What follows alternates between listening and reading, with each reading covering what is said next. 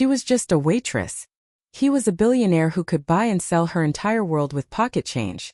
When he insulted her in a foreign language, thinking she was too stupid to understand, he made the biggest mistake of his life. Because what he didn't know was that this simple waitress was hiding a secret that would destroy his arrogance in less than 60 seconds. This is the true story of how one perfect sentence spoken in flawless Japanese turned a powerful man's world completely upside down. And by the end of this story, you'll understand why the quietest people in the room are often the most dangerous. Stay with me because what happens next will give you chills. Welcome to Taleverse Studio. Sometimes life puts us in places where we feel invisible, where people look right through us like we're nothing more than part of the furniture. That's exactly where Sarah Williams found herself every single day. Sarah was 24 years old, working at a fancy restaurant in London called the Royal Table.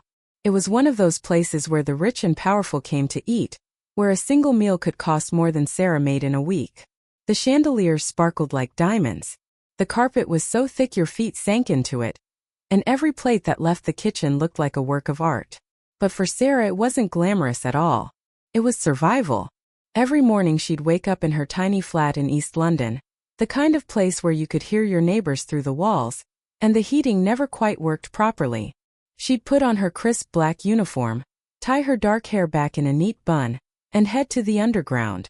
2 trains and 40 minutes later, she'd arrive at the Royal Table, ready for another shift that would leave her feet aching and her spirit tired. What most people didn't know about Sarah was that she had a secret life. When she wasn't carrying plates and pouring wine, she was a student at London University studying languages. Not just 1 or 2 languages either. Sarah could speak French like a Parisian, Spanish like someone from Madrid, and Mandarin well enough to hold a proper conversation. But her real gift was Japanese. She'd spent a year in Tokyo on a scholarship, living with a host family, studying at one of Japan's top universities, immersing herself completely in the language and culture. She'd fallen in love with everything about it. The way the language could be so polite and formal or warm and friendly, depending on how you used it, the subtle ways people communicated respect and emotion through their words. She'd written her entire university thesis on it. But none of that mattered at the Royal Table. There she was, just another waitress, just another pair of hands to serve the wealthy people who never really looked at her face. Her manager, Mr. Peterson, was a nervous, sweaty man who cared more about impressing rich customers than treating his staff like human beings. He'd panic at the smallest thing, a fork in the wrong place, a napkin folded incorrectly, and he'd take it out on whoever was nearby. Sarah had learned to keep her head down and stay out of his way. Then there was Victoria. Victoria had worked at the restaurant for 6 years, and treated the place like it was her personal kingdom. She had sharp eyes that missed nothing and a smile that never quite reached those eyes. From the moment Sarah started working there, Victoria saw her as a threat. Sarah was younger, quicker, and the customers seemed to like her genuine warmth. Victoria couldn't stand it, so Victoria made Sarah's life difficult in small, cruel ways. She'd give Sarah the worst tables, the most demanding customers. She'd forget to tell Sarah when an order was ready, making her look slow and incompetent. She'd whisper to the other staff members, spreading little rumors and lies. Nothing Sarah could complain about directly, but enough to make every shift feel like walking through a minefield. Sarah endured it all because she had no choice. The money from this job paid for her university fees, her rent, her food. She was so close to finishing her degree, so close to a better future. She just had to hold on a little longer. On this particular Tuesday evening, something was different. Sarah could feel the tension in the air the moment she arrived for her shift. Mr. Peterson was practically vibrating with anxiety, his face even more red than usual. The other staff members were whispering urgently to each other. "What's going on?" Sarah asked one of the kitchen staff. "Haven't you heard?" he said, his eyes wide. "Takashi Yamamoto is coming tonight." The Takashi Yamamoto. Sarah's heart skipped a beat. Everyone knew that name. Takashi Yamamoto was a Japanese real estate magnate, one of the richest men in Asia. He'd built an empire buying and developing properties across the world from Tokyo to New York to London. He was known for 2 things, his brilliant business mind and his absolutely terrifying temper. The newspapers loved to write about him. They called him the Ice Emperor because of his cold, calculating way of doing business and his reputation for destroying anyone who got in his way. Mr. Peterson gathered all the staff in the kitchen, his hands shaking slightly. "Listen carefully," he said, his voice tight. "Mr. Yamamoto has reserved our best table for tonight. This is the most important booking we've had all year. Everything must be absolutely perfect. Perfect. Do you understand?" Everyone nodded. Then Mr. Peterson's eyes landed on Sarah. "Williams, you'll be serving table 7, his table." Sarah felt her stomach drop. Table 7 was right in the center of the dining room, the most visible table in the restaurant. She glanced over at Victoria, who was smirking, her arms crossed. This was a setup. Either Sarah would fail spectacularly in front of everyone, or she'd somehow succeed, and Victoria would find another way to make her pay for it. "Sir, perhaps someone with more experience," Sarah began. But Mr. Peterson cut her off. "I've made my decision, Williams. Don't disappoint me." As Sarah straightened her apron and took a deep breath, she had no idea that the next few hours would change everything. That her hidden knowledge, the language skills she'd worked so hard to develop, would become the key to the most important moment of her life. The clock on the wall ticked toward 7 o'clock. The storm was coming. At exactly 7 o'clock, the front doors of the royal table opened and Takashi Yamamoto walked in. The entire restaurant seemed to hold its breath. He was a man in his late 50s, tall and lean, wearing a suit so perfectly tailored it probably cost more than a car.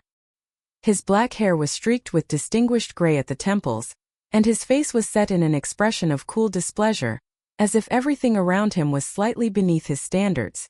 But it was his eyes that really got your attention, dark and sharp, like a hawk searching for prey. He wasn't alone. 2 younger men flanked him, both Japanese, both wearing expensive suits that didn't quite match the quality of their bosses. They looked nervous, their shoulders tight, their smiles forced. These were junior executives from his company, Sarah realized. Men who'd learned that being close to Takashi Yamamoto was both an incredible opportunity and a constant test of survival. Mr. Peterson practically ran to greet them, bowing so deeply, Sarah thought he might fall over. "Mr. Yamamoto, welcome. Welcome. What an absolute honor to have you dining with us this evening." Yamamoto's cold gaze swept over the manager like he was examining an insect. He didn't offer a handshake. He didn't smile. He simply said in heavily accented English, "My table." It wasn't a question. It was a command. Of course. "Right this way, sir." Mr. Peterson gestured frantically toward table 7, leading the group across the dining room. Other diners turned to look, whispering to each other. Everyone recognized him. Sarah watched them approach, her heart pounding hard against her ribs. She'd served difficult customers before, celebrities, politicians, wealthy business people who treated service staff like they were invisible. But this felt different. There was something about Yamamoto's presence that filled the room with ice. As Mr. Peterson seated them, he gestured towards Sarah with a flourish. "And this is Sarah, Mr. Yamamoto. She'll be taking care of you this evening. She's one of our finest servers." Sarah stepped forward, her professional smile fixed on her face. "Good evening, gentlemen. Welcome to the royal table." Yamamoto's eyes flicked to her for just a second. In that brief moment, Sarah felt herself being assessed, categorized, and dismissed. She might as well have been a chair or a lamp. His 2 associates didn't even look at her at all. She handed them the leather-bound menus, her hand steady despite her nerves. Yamamoto took his without a word, without any acknowledgement that she was even a person standing there. And so it began. From the very first moment, Takashi Yamamoto was impossible to please. He studied the wine list with a deep frown, then asked Sarah technical questions about the vintages that were clearly designed to trip her up. But Sarah had spent 3 years working in restaurants. She knew her wines. She answered each question calmly and accurately.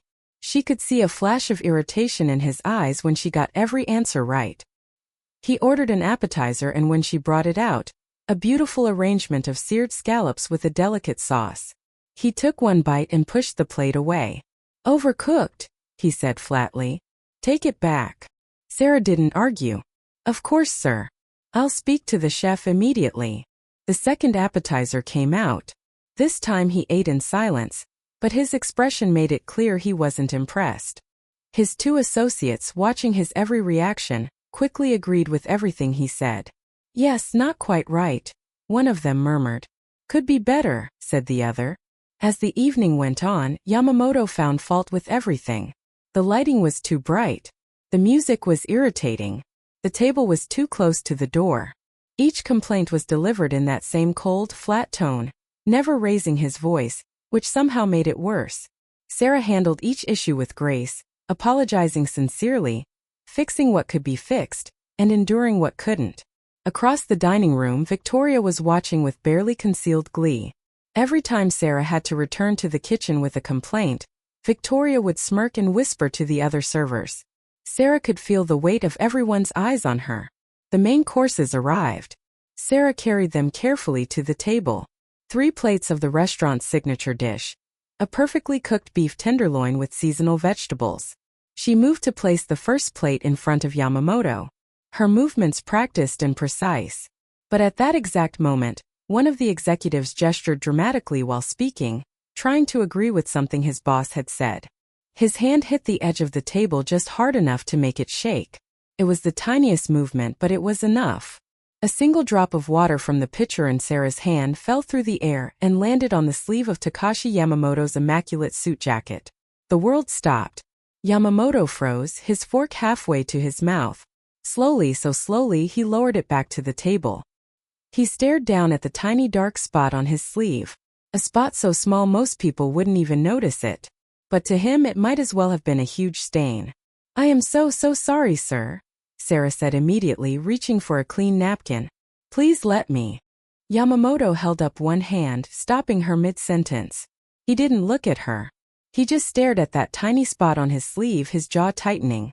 Then, still not looking at Sarah, believing she was just another ignorant English server who couldn't understand anything beyond her own language, Takashi Yamamoto turned to his 2 associates and began speaking in rapid Japanese. What he said was absolutely devastating.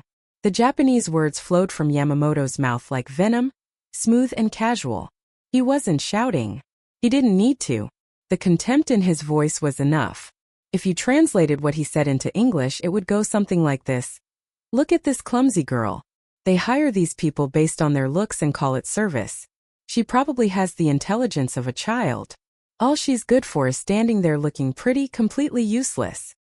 His 2 executives immediately laughed, nervous, eager to please laughs.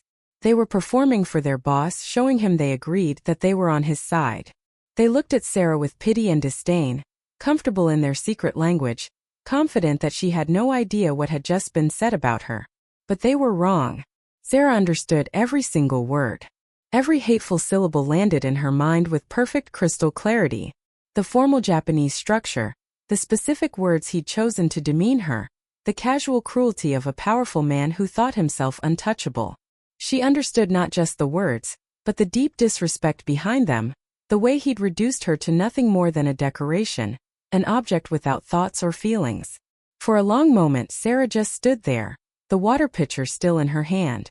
To everyone watching, Mr. Peterson hovering nearby, Victoria watching from across the room, the other diners trying not to stare, it just looked like a waitress standing quietly by while customers spoke in a foreign language. But inside Sarah something was breaking. Or maybe something was finally breaking free. She thought about every time someone had looked through her like she wasn't there. Every condescending comment from Victoria. Every moment she'd had to smile and nod while being treated as less than human. Every shift where her aching feet and tired mind were just the price she paid to chase her dreams.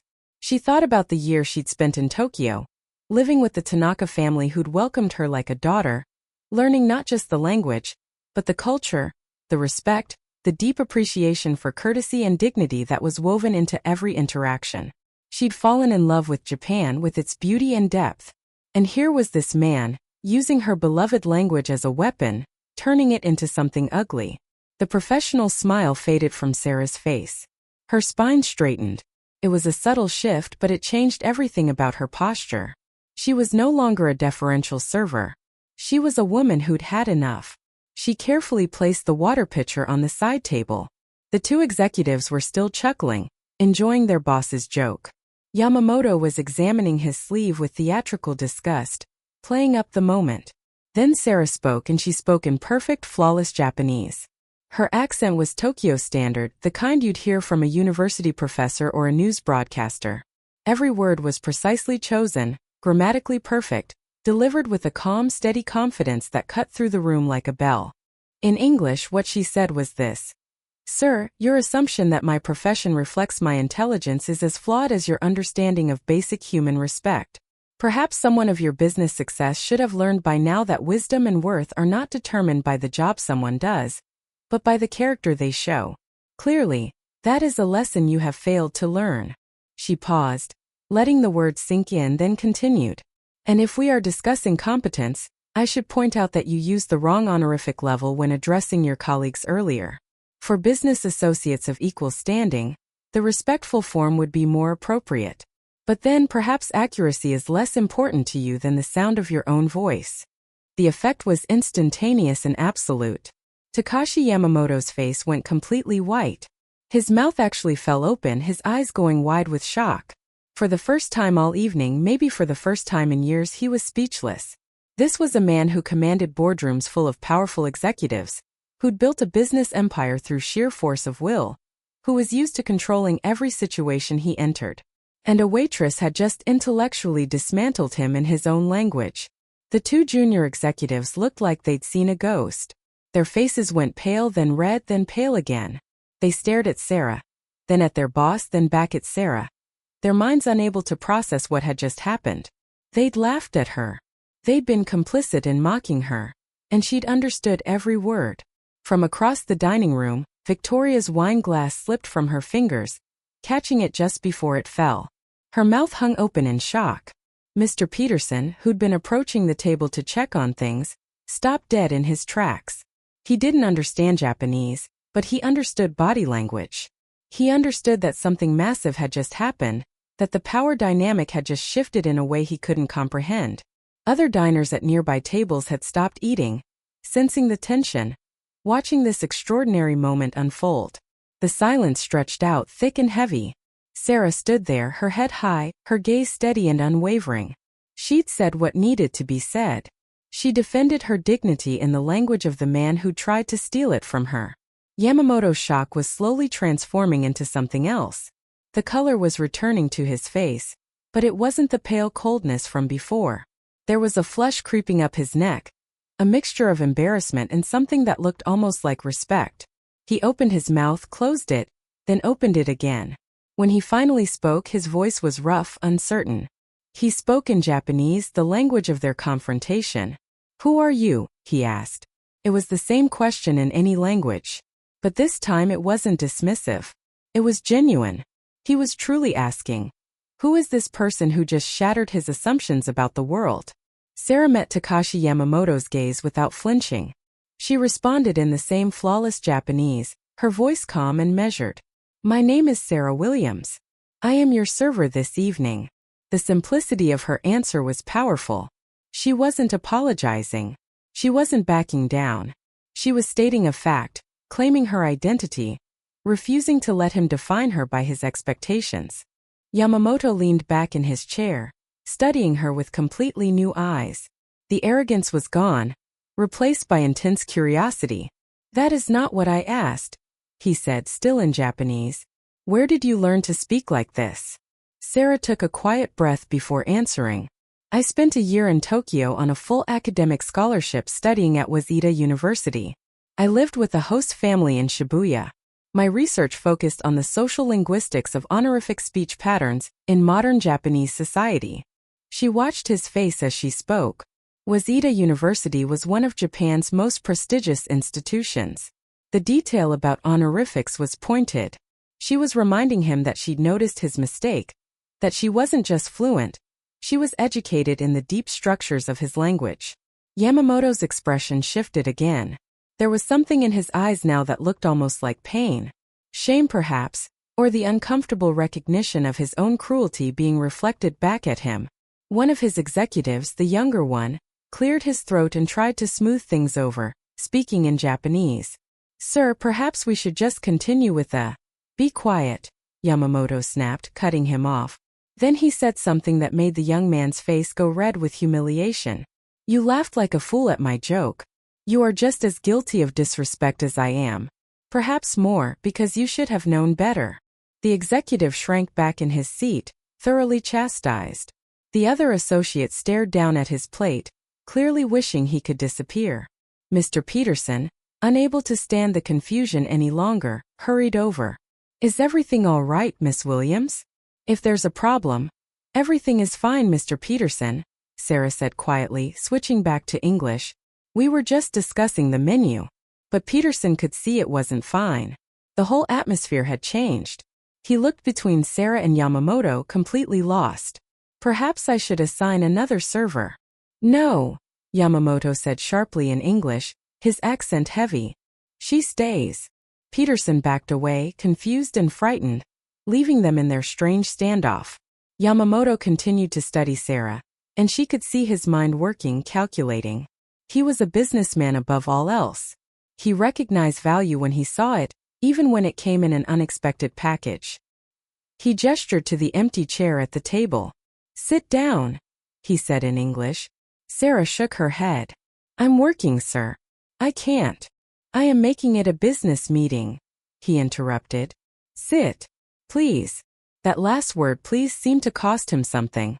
It wasn't a word he used often. Sarah hesitated. This was completely against restaurant policy, but something in his tone had changed. The coldness was still there, but there was also genuine interest and perhaps the beginning of something like respect. She sat down, her back straight, her hands folded in her lap. Across the dining room, she could feel Victoria's furious stare burning into her back. Yamamoto switched back to Japanese, speaking more carefully now, more respectfully. My company is expanding in Europe. We are buying properties, developing them, working with local businesses. It is complicated work. Cultural differences cause problems. Misunderstandings cost money and time. He paused, choosing his words. I have translators. I have many translators. But they translate words only. They do not translate meaning. They do not understand the space between what people say and what they actually mean. Sarah listened, beginning to understand where this was going. I need someone who can do more than translate, Yamamoto continued. Someone who understands culture deeply. Someone who can tell me when a British business partner says, that's interesting but really means absolutely not.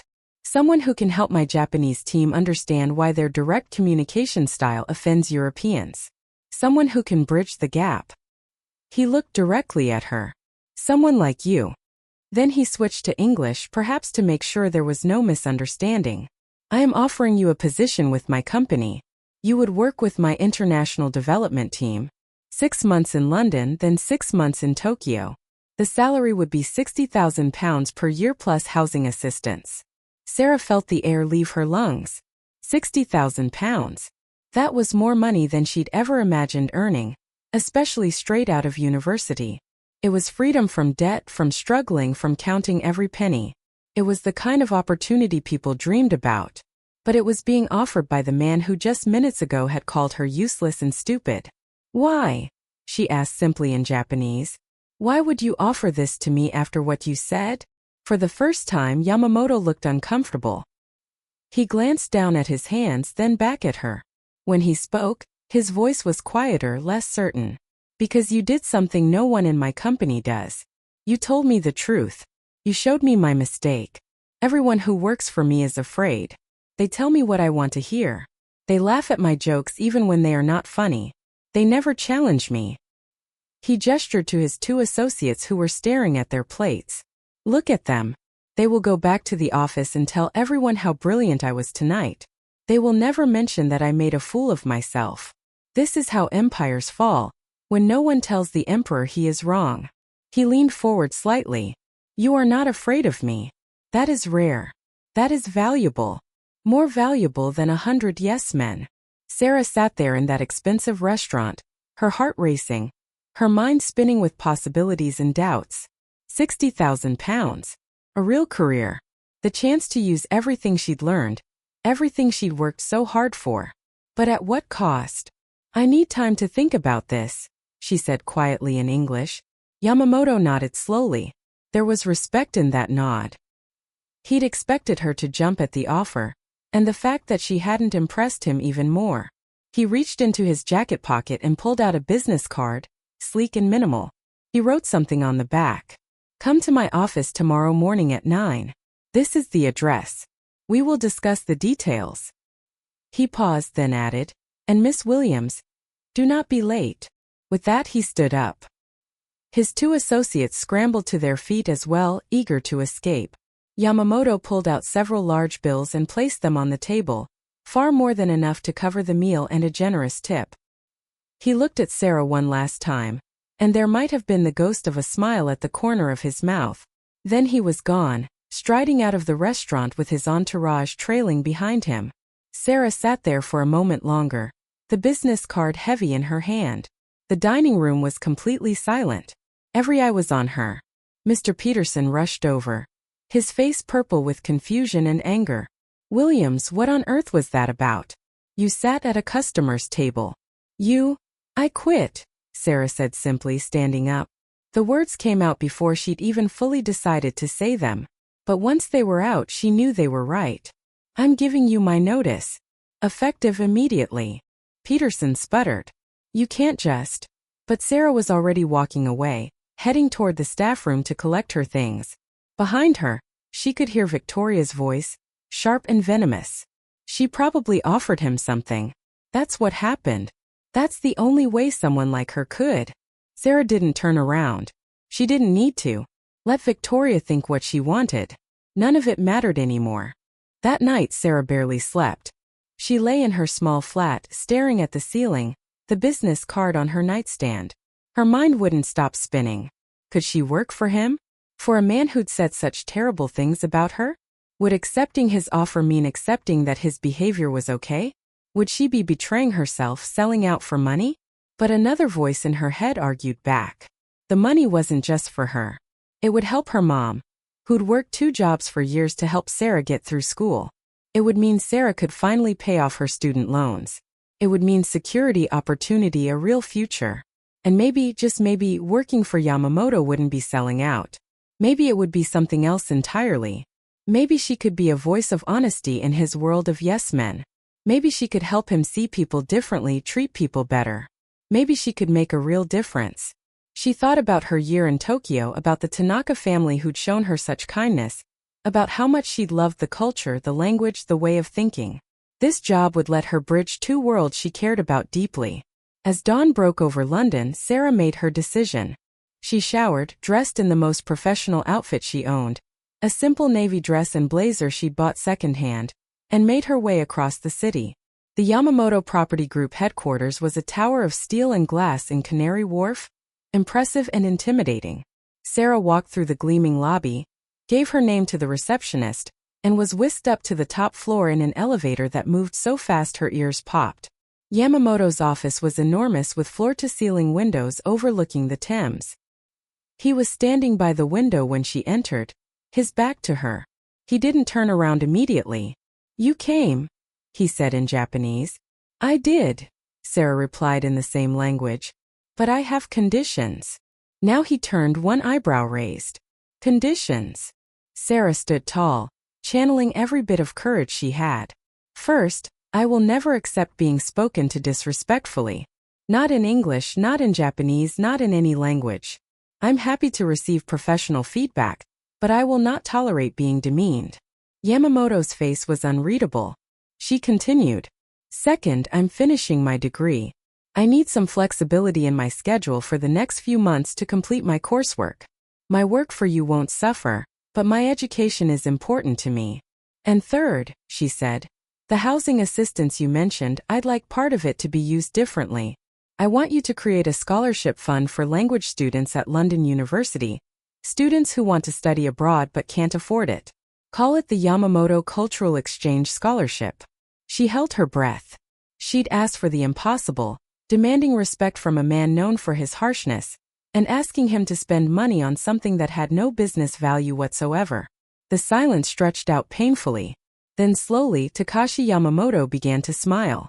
It was a real smile, not the cold smirk from the night before, but something genuine and warm. "Miss Williams," he said in English, "you are even more formidable than I thought. He walked to his desk and pulled out a folder. I accept your conditions. All of them. The scholarship is actually a good idea. Good publicity for the company. He pushed the folder toward her. This is your contract. Read it carefully. Take it to a lawyer if you wish. If you're satisfied, sign it and start on Monday. Sarah took the folder with shaking hands. She'd done it. She'd walked into the lion's den and not only survived, but came out with exactly what she wanted. As she turned to leave, Yamamoto spoke again, this time in careful, respectful Japanese. Miss Williams, thank you for last night, for showing me what I had become. I needed that wake-up call. Sarah looked back at him and saw something she hadn't expected to see. Humility. We all need reminders sometimes, she said gently, about what really matters. About treating people with dignity. 3 years later, Sarah wasn't just surviving anymore. She was thriving. She'd helped Yamamoto Property Group successfully expand across Europe, bridging cultural gaps and preventing countless misunderstandings. She'd earned the respect of everyone in the company, not because of her title, but because of her wisdom and her unwavering integrity.